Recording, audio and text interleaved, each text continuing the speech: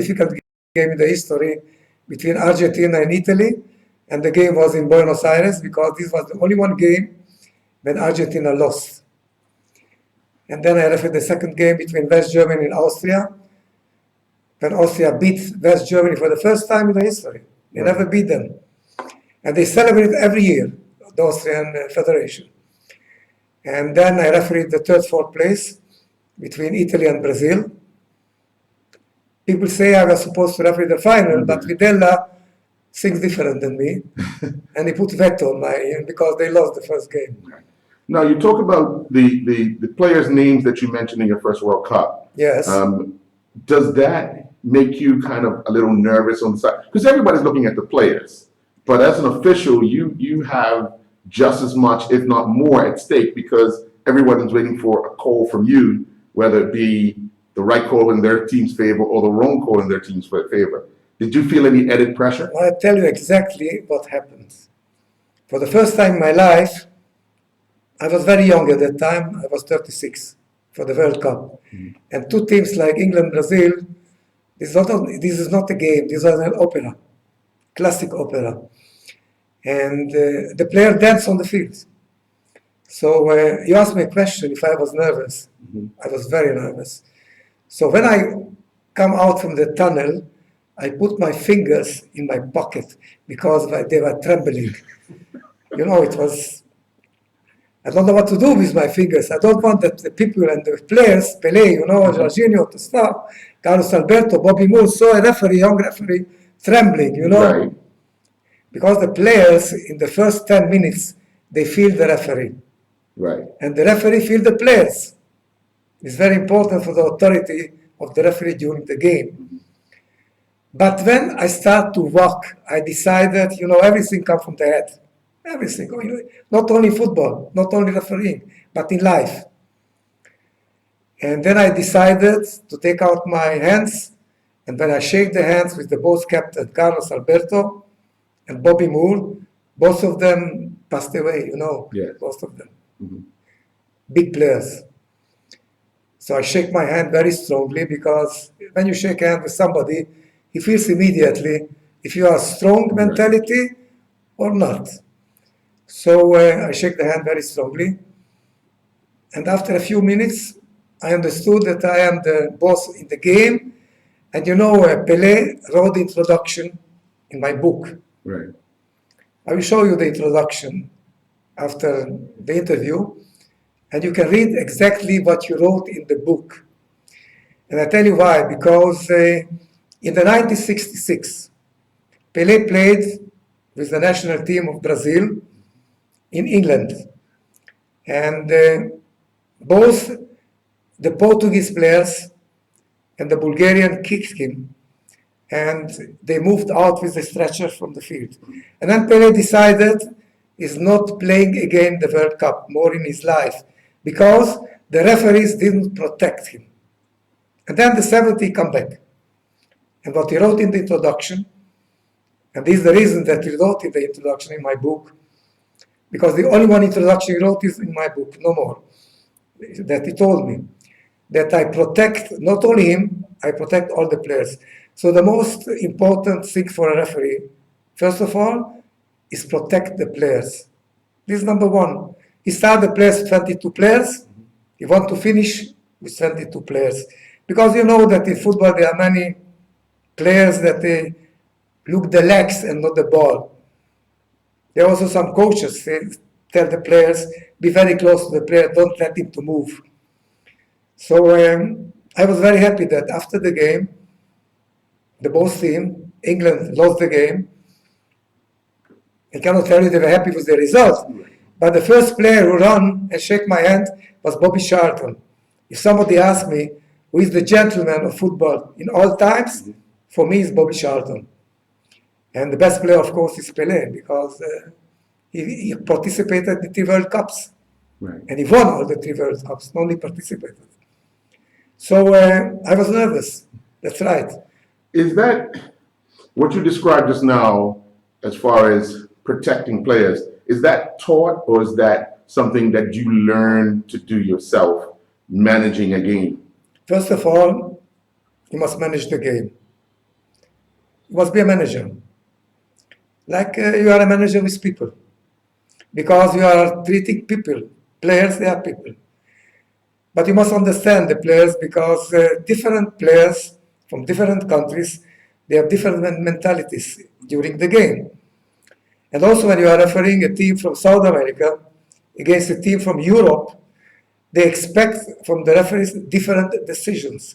Because in England, for example, if you play the game, shoulder to shoulder, nothing. The referee is not whistling. In South America, shoulder to shoulder, the players is on the ground. And then they expecting from the referee to whistle.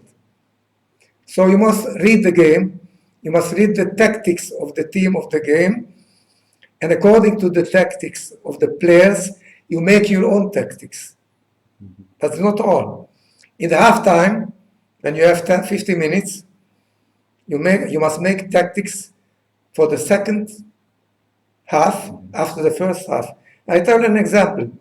In the game Argentina-Italy, which I told you it was a very, very difficult game, because 80,000 people in Buenos Aires, all the time they whistled against me, and remember my mother. She was not alive at that time, but they still remember him. Right.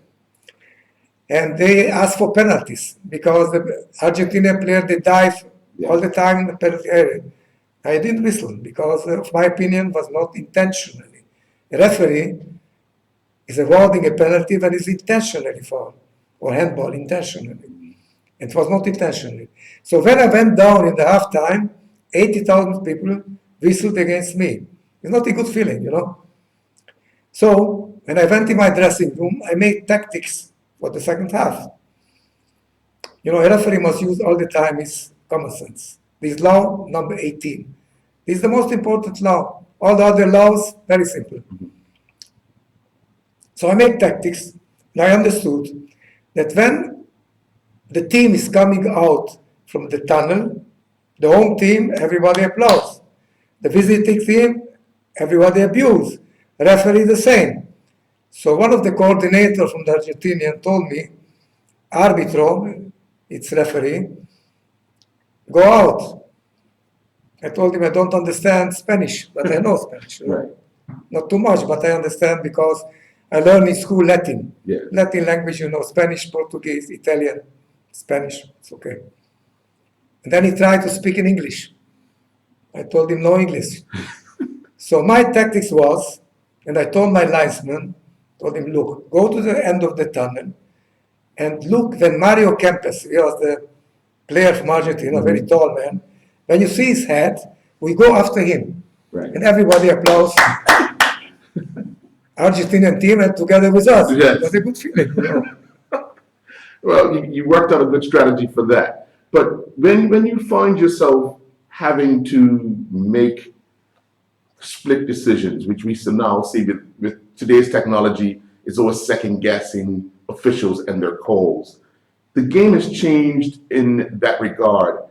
Do you feel it's a good thing to use technology for referees' decisions or a bad thing? No, I tell you exactly what I see. Because I was in Moscow together with Bracha. We had an exhibition of my items which I donated to FIFA Museum. Some of them, they were in Moscow. And they invite us to the semi-final and to the final. So I was there.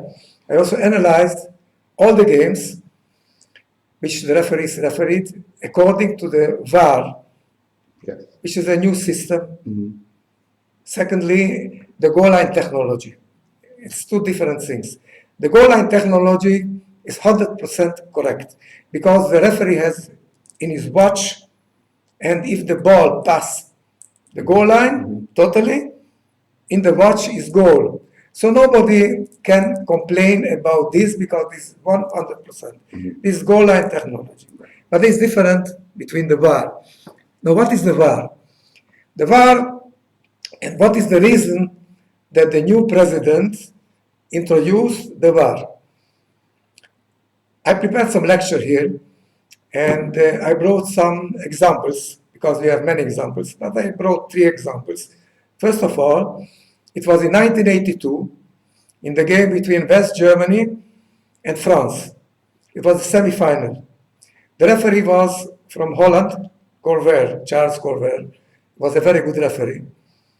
But something happened to him, the blackout, when Schumacher, the goalkeeper of West Germany, with Battiston ran to the goalkeeper, and the goalkeeper struck him, broke his teeth, blooding, terrible. Referee didn't see. The two linesmen, at that time was linesmen, because the referees were also linesmen. They also had blackout, didn't signal.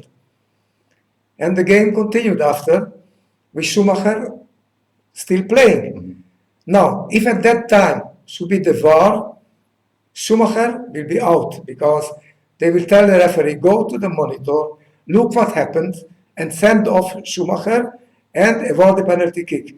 So in this occasion, of my opinion, France will be in the final and not West Germany. Second, Maradona, 1986, the handball, the goal hand, everybody saw his hand, maybe 30 centimeters or 40 yards above the goalkeeper. Referee from Tunis didn't see. Linesman, the same. Everybody in the stadium saw. All the people in the television saw. So in this occasion, the VAR is perfect 100%, because the VAR will tell him, go to the monitor and cancel the goal. It cannot be goal. And give him a yellow card, because this was intentional with the hand. So excellent the VAR in this situation. Offside situation, the same. Because in this last World Cup, there were some situations when the assistant referee signaled for an offside which was not offside. And they scored a goal. Spain scored a goal against Morocco. And he signaled for an offside. And then the referee went to the monitor. And then he awarded the goal for Spain. Right. The same South Korea against this time Germany. They scored a goal. Assistant referee signaled for an offside. Was not offside. Referee went again to the monitor, and then he awarded the goal, and Germany eliminated from the World Cup. Right. So very important the VAR in this situation. But what means? It means that referees making mistakes. So justice must be done, and also justice must be seen. So this is perfect for the players, for the teams, for the spectators. Very, very good. And I like this. I like the VAR in all these situations. Also in identity. There are some referees who give a yellow card or a red card. It's more difficult when you give a red card to a player when he was not there. Is another place. Or penalties. Penalties, when it's 100% penalties, it's no discussion. And we all know what is 100% penalties. Like a shirt, or kick an opponent without the ball intentionally. Okay. Or a handball like this intentionally. There's no problem. But the problem is when something is 50-50. And we all know that all the referees, they know the rules of the game perfectly. But there is no comment between all the referees about intentionally things, because they are different opinion. There's no uniformity in refereeing. It cannot be. I tell you another thing about consistency. There are referees when they are not consistent during all the game. They can give a penalty for something, and 50 minutes later, from the same thing, it didn't give a penalty. This is not consistency. It's also very important. I tell you an example. One time I've been in Wembley in a seminar with 30 World Cup referees. And we watched a game, and we wrote a report about the referee after the game. He awarded a penalty. 100,000 people were in Wembley, the old Wembley, not the new one. After the game, 15 referees, World Cup referees, wrote that the referee was correct. 50 wrote that it was not intentionally. So these things, they must do something, because also in this World Cup, for example, in the final, the Argentinian referee, he was very close when was a handball with one of the Croatian Yeah. player. He didn't whistle. He was there. And then he put his finger here, and the VAR told him, go to the monitor. He went to the monitor, and I think for 2 minutes, it's too much, Yeah. because the referee must decide. So the signal immediately, not 1 minute and not 2 minutes, not a half minute. It took him 2 minutes. He look again, he look again, he look again, and he look again, and then he showed the penalty. Now, the team from Croatia, I must tell you that they behave like gentlemen.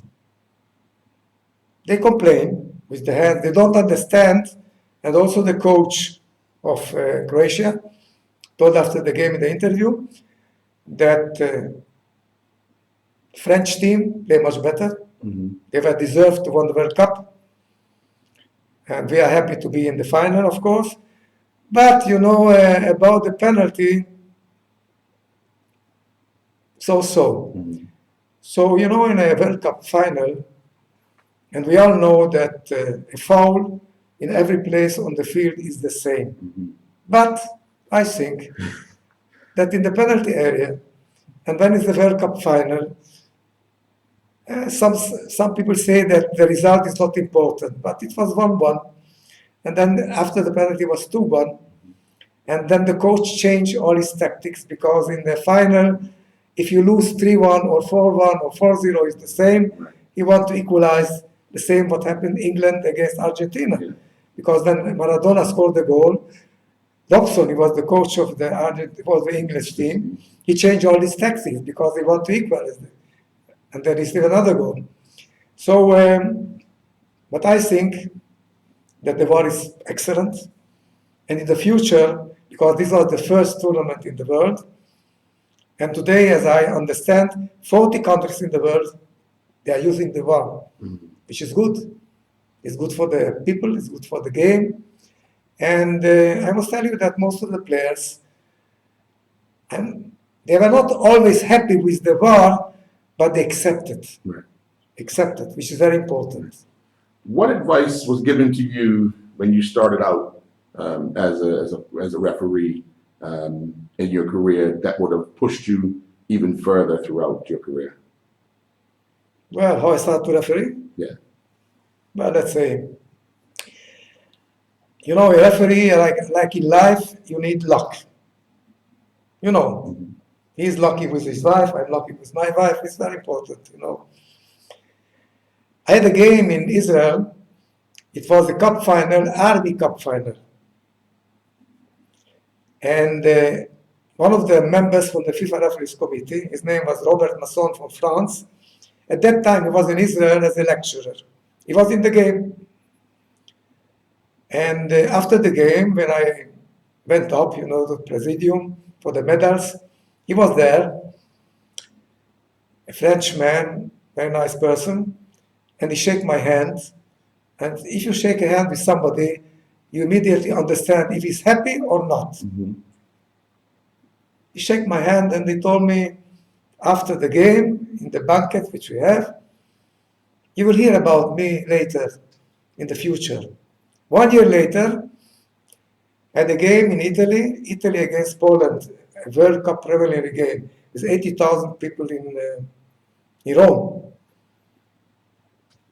So now I must tell you something about starting to referee and preparation, which is very important. You asked me before how you learn about the players. At that time was no internet. Today it's very easy, you know. You have YouTube, you have internet, everything. But at that time was nothing, only telephone. And when I received my game, Italy-Poland, which I understood that will be 80,000 spectators in Roma, when the biggest crowd in Israel at that time was 15,000. And I understand that the Italian people are shouting and crazy and fires at that time. Today, no more. You know, I decided to learn how they behave, the players and the spectators. You know what I do? Nobody knows. in Israel until I wrote my book, my Hebrew book. I bought a flight ticket to Tel Aviv, Rome, which was very expensive at that time. Today you have low cost, okay? Right. At that time was no low cost. And if you fly one day in the morning, come back in the evening, you pay double price. Right. Okay. I bought a ticket. It was a game between Roma and Napoli in Rome. Fight, because Yes. Napoli, crazy people. I went to the stadium and I sit between the spectators and I understood how they will behave 1 week later. And then the evening, I took back the flight back to Israel. Right. Nobody knows about this. A week later, we went to Rome. I had 2 linesmen, old linesmen, 47, 48. I was very young. At that time, I was 30, 34. Yes, 34. 33, not 34. And they spoke Hungarian like me. And they told me, look, Abraham, now you are going to the stadium with 80,000 people. Now you will understand what's going to happen to you with the crowd. I told him, look, I was here in this stadium 1 week before. No, what did you tell me? This was a good experience for me because when I went down, 80,000 people shouting and applauding, and crazy people. I was calm, and had a good game. And later on, they invited me to Olympic Games. And then the first game, which I told everybody, England-Brazil for me, was the opening to my career. Because it was a very difficult game. Very, very difficult, not easy game. And I think that FIFA at that time, Sir Stanley Rose was the president, and Ken Aston take a big chance to nominate me to this game. I asked later also Stanley Rose and how they sent me to this game, because at that time there were 30 referees, 60 referees, not 30. All of them, there were many, many games, international games. Mm-hmm. I was the only one with only 5 games international and not big games. The Olympic Games at that time was not important. Right. But they trust me, And then I will all the time think, and I look them, both of them, far away from the field, and I told myself, I must do this job very good for them because they trust me, Otherwise, I cannot look their face after the game. You say it takes a little bit of luck to get to the position of FIFA refereeing World Cups, big international matches. Your message that you're bringing to Bermuda when you're going to speak to local referees who have the aspirations of being on that FIFA list would be what at this time? I tell you about Bermuda. I arrived here the first time, 79, with a group of FIFA Coca-Cola project. Mm-hmm. Heinz Marotzky, and from Germany was a coach, Klaus Williams, administrator, Professor David Macker in medicine, and I'm refereeing. It was the first time when I arrived here. And I met Charlie Marshall. And from that time we are friends, and Leslie, of course. And I think that I brought to the Bermudan referees something not about the rules of the game, but how to use the rules of the game on the field. Which is the most important for referee, how to use the rules, not to know the rules and exactly to the book to referee. Mm-hmm. Because Ken Aston was, I think, the best lecturer for FIFA ever. He always told us, take the law, you can bend the law, but don't broke it. Don't broke it, but bend it. Mm-hmm. And use the common sense all the time. And I give you some example about common sense.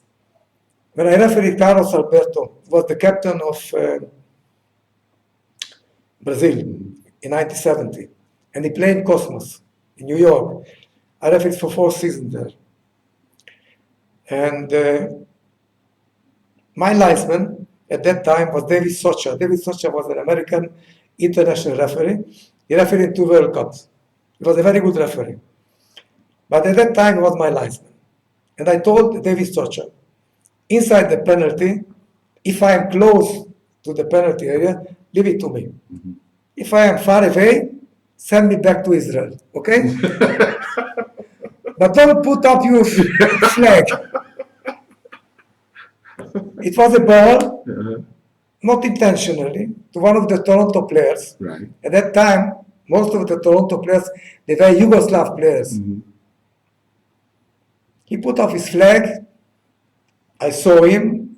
I showed him with my hand, put down the flag. I think he stayed there, he's still there with the flag. They put down the flag. He told me it was a penalty, but I told him before, leave it to me, the penalty. Right. Then Carlos Alberto went to me and told me, Juiz is a referee in Portuguese. Right. Juiz, penalty. Now in this case, you must give him a yellow card. Okay, because he come to complain. Right.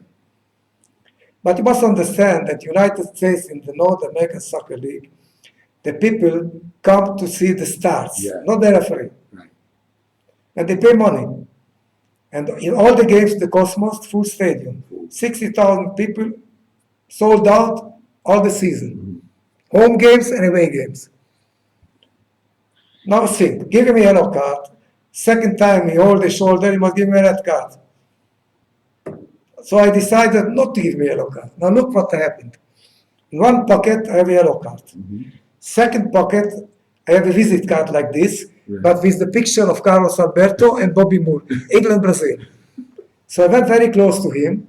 I took a little out the yellow card and this. I asked Carlos, which one you want, this one or this one? He told me, I want this one. If you want this one, be quiet, okay? Now I got Bermudian referees. Well, I do. Look, when I arrived here, Charlie, my friend, told me what the referee need here. Teach them how to use the laws of the game. Take each law, tell them number 1, number 2, number 3, you use these players and give them examples with the players whom you refereed, famous players, because the referees want to listen to somebody who handled these games, who refereed these people. And I think that the people of Charlie will tell you, I think they were happy with me for the first time when FIFA sent me, because then the BFA, and Charlie was the president at that time, they invite me to come here, I think 3 or 4 times more, and also to assess the referees, to give them programs, and I also teach in schools, in college. I'm ready even now. If you want to go to a school, I can go to a school. Or to a college. I'm here. I'm here another 6 days. Whatever you like. I brought some things from the World Cup to show referees or people or coaches. Right. I'm here. Whatever you like, I can do. Because I love Bermuda, believe me. I love the place. I love my friends, Rex, Leslie, of course, and Charlie. You know, Charlie was in Israel in the Maccabi Games. This shirt is from Maccabi Games. Okay. And we have every 4 years Maccabi Games. It's the Jewish Olympic Games from everywhere. Oh, okay. Yes, Charlie was there for 2 weeks as a referee. Oh. I invite him, yes. Okay. Keep him busy. Did the final. Oh, Yeah, Wow. fine. excuse me. Well done. Well, I know you're here to do some lectures and talk to a few people as well. So I don't want to keep you too much longer, but I have time, I have you have time. time? Till next week I have time. Till next week. Yes, I have time. Looking at what game in the World Cup, this past World Cup, stands out in your mind as a significant point for the VAR to kind of unveil itself? About the last World Cup, Yes. I think the VAR in some of the games, not one game, as I told you, South Korea, Germany, and Morocco, France. In these 2 games, the assistant referee, not the referee, because if it's an offside, It's- they pay money for the assistant referee to stay there and to see the offside. And he didn't see the offside because he must see the offside. If he's exactly on the line with the last defender, he didn't need the VAR. But they used the VAR because it was big mistakes of the assistant referee.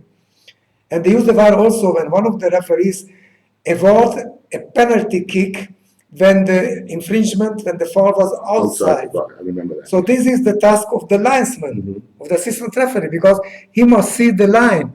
He was not there. And then he went to the VAR and they changed the decision. So it's excellent. Excellent. See, this situation in offside, penalty kicks went out and in, because the goal line technology is no problem. We need the VAR. Right. How does FIFA work to make sure that the lesser countries have the ability to get that technology, because it's quite expensive? Yeah, first of all, it's very expensive. Some of the European countries, they have the money and they have the VAR. South America, the same. As far as I know, 40 countries in the world, they use the VAR. Also Israel, which is not a rich country, but they will use the VAR as well in the playoff games. So, if my opinion, if FIFA wants that all countries, like Bermuda, which is a small country, they must help. They must help the countries with the VAR, because this is good for the football, for justice. And everybody wants justice in life and in sport as well. And I think that in the future, they will help countries that they don't have the money, because the VAR is very important. They recently, over in the UK, had the 209 members, coaches, and technical directors visit to go over the VAR system from the World Cup. Talking with the two that went from Bermuda, and our technical director, Maurice Lowe, and the head coach, Kyle Lightbourne, said it was very informative. It was an opportunity for coaches to understand what the ins and outs of the VAR is for. But can we see public education on it? Because you only hear basically when a call is made, what that call is and why they're doing it. But public perception of the rules, as we were talking earlier, everyone knows the rules. The rules everyone knows. Yeah. Yes. Even But the crowd, they know the rules of the game. yes. It's very, very simple, the rules of the game, Right. They didn't change too much. Right. Can we Only see- the game became more faster, but the rules are, the same rules. Right. Most of them. So, VAR is not the rule, Yeah. Just bring justice. right. The offside rule has changed how many times? Yeah, it's changed a little because you are signaling, must wait. Yes. Before you signaled immediately. Immediately, right. But today you are waiting with the offside, which is good. Excellent. Right. Because sometimes the ball is not coming to the same player. Right. So you didn't need to put up the signal and stop the game.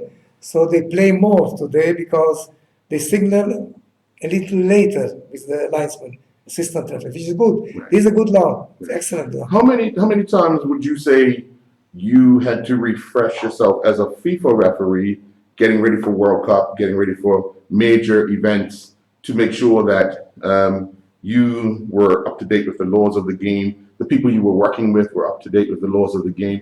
How many times did you guys get together as a group to ensure that everybody was on the same page going into a major event? Well, let's say that to the major events, not too many, not too many times, How were you selected to the World Cups that you were managed to officiate? Was it just I'm waiting for a phone call, or you were on a panel? I don't understand the question again. Thanks. How did you get selected to officiate the World Cup? It's a very simple question. Yes. First of all, when they select the referees to the World Cup, they have a big group. For example, they start from 200, 300, and it's different in each continental. Europe, you have 9 referees to the World Cup, no more. South America, they have 6. CONCACAF, 6. Now, in each confederation, they choose the best referees from all the nations. Africa, same, have 6. Australia, New Zealand, 1. Now, how they do it? First of all, they inspect the referees in the games, in the preliminary World Cup games. And you have many inspectors, not one. Second, when you officiate in the World Cup, for example, if you officiate perfect, no mistakes, then you have chance to the second one. If you make one mistake, you finish your career. I give you some example. For example, the same referee from Holland, Schumacher Battiston in 78, which of my opinion was candidate to the final in 1982. A tall man, very intelligent, was a parliament member as well. Very good referee, but he made a terrible mistake. It was his last career, no more. For example, 90, the final in Rome. Referee was from Côte d'Azur, CONCACAF. Was a very, very good referee. He's a doctor as well. He had 3 games in Italy, perfect. In the last game in the final, he whistled for a penalty for West Germany. The Argentinian became crazy. In the last 5 minutes, he sent off 2 players. This was his last game. You know, when a player misses a penalty, but later he scores a goal, he's still a hero. If a referee misses a decision, his last chance to referee in the World Cup, always. So if you have more than 1 World Cup, you have 2 or 3, it means that in the World Cup, you have no problems. Maybe you have problems in your country. I had some mistakes in my country, but I left it in Israel, you know? Not in Guadalajara, not in Mexico, and not in Rome. You managed to officiate in 4 World Cups. 3. 3? 3. I was 70, 70, 74. 78. Oh, that's right. 80 The to 74, I was not right. Okay. All right. But given the chance to go back each time, was that your number 1 goal, to make sure that you were available to officiate at those World Cups and be available for them? Well, I tell you something. You see my knee here? I had a total replacement in my knee here. Oh. Otherwise, I can go here to referee again the World Cup, believe me. Oh, yeah? I am in good condition. Right. Very good condition. Okay. I am the same weight Right. like 50 years ago. Exactly. Oh, okay. Yes, I'm okay. My mind is perfect. Right. Till here, 100%. Okay. Well, thank you very much for your time. I do appreciate it. Hopefully, I'll see you throughout the next 6 days. See how your Okay. visit to Bermuda is going. Thank you very much. Okay? Thank you. It was a pleasure to be with you. I want to show you the introduction of Pelé, but Okay. only to show you because I don't have enough books. If I come back again, I bring you a book. But I show you.